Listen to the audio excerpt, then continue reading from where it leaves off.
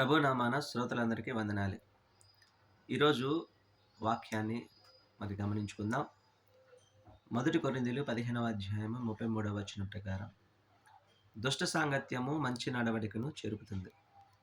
దుష్టునితో సహవాసము చేస్తున్నటువంటి మనము మన నడవడికను కోల్పోయేటువంటి అవకాశం ఉన్నది.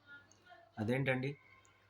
చెడ్డవారితో స్నేహం చేస్తే మనలో చెడు గుణాలు ఎలా వస్తాయి? మనలో మంచి గుణాలుంటే మరి ఎదుటివాడు కూడా మంచివాడిగా మారవచ్చు కదా! అనేటువంటి ఆలోచన ఎవరికైనా వస్తా ఉంటుంది సహజంగా. ఒకసారి గమనించుకున్నట్లయితే అండి, కడిబడి పాలల్లో చిటికెడు ఉప్పు వేస్తే ఆ పాలంతా కూడా చెడిపోతా ఉంటుందండి. ఎందుకంటే దుష్ట సాంగత్యమైనటువంటి ఆలోచన ఏం చేస్తుందంటే మంచి నడవడికను చెడిపెట్టడానికి అవకాశాలు ఎక్కువున్నాయి. అందుకే దేవుడు అంటున్నాడు, ఇటువంటి దుష్టులతో సాంగత్యము చేయటం అనేది సరైనటువంటిది కాదు అని చెప్తున్నాడు. దేవుడు సంసోనికి ఫిలిష్తీయుల నుంచి ఇజ్రాయేలీని రక్షించడానికి కావలసినటువంటి బలమును ప్రత్యేకంగా ఏర్పరచుకున్నాడు. అయితే మరి ఈ యొక్క సంసోను దలీలా అనేటువంటి ఒక స్త్రీతో సాంగత్యాన్ని ఏర్పరచుకొని ఏ పని అయితే దేవుడు అప్పగించాడో ఆ పని నుంచి మరి సంసోను పడిపోవటం అనేది జరిగింది. తాను చేస్తున్నటువంటి దుష్టుని యొక్క సాంగత్యం వల్ల తన యొక్క నడవడిక, తన యొక్క దేవుడు ఏదే విధంగా అయితే తనని ఏ పని కొరకైతే ఏర్పాటు చేసుకున్నాడో ఆ పని నుంచి తాను ఏమైపోయాడంటే దూరం అయిపోయాడు. దేవునికి దూరం అయిపోయాడు. చివరికి వేదనకరమైనటువంటి మరి పరిస్థితిలోనికి సంసోను వచ్చాడు.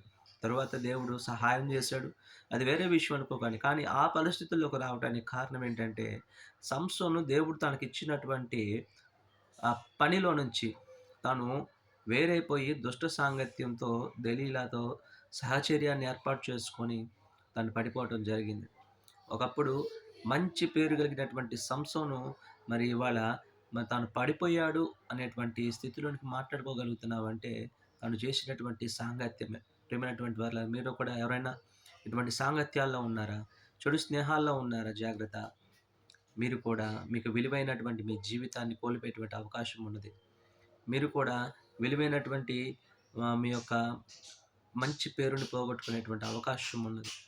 చెట్టుకి ఎప్పుడు మంచి పళ్ళు కాస్తాయి. ఒకళ్ళు గనక ఆ చెట్టుకు పుల్లవి కాస్తున్నాయని అన్నారనుకోండి, ఆ చెట్టు కూడా పులిసిందయిపోతూ ఉంటుంది. ప్రియమైనటువంటి వాళ్ళారా, ఆ చెట్టుకి విలువ పోతుంది ప్రియమైనటువంటి.